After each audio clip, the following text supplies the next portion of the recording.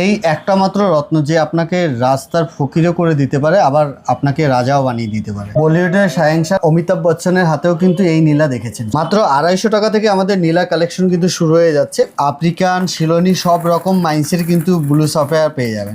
ইন্দ্রনীলা, শিলনি, দেখো দাদা কত ভ্যারাইটিস কালেকশন। রক্তমুখী নীলাও পেয়ে যাবে দাদা, দেখো কালেকশন দেখো। এটা কিন্তু শ্রীলঙ্কান পিতাম্বরী নীলা আছে। এগুলো মোটামুটি এরকম 70-30 বা 60-40 এরকম রেশিওতে কিন্তু হয়।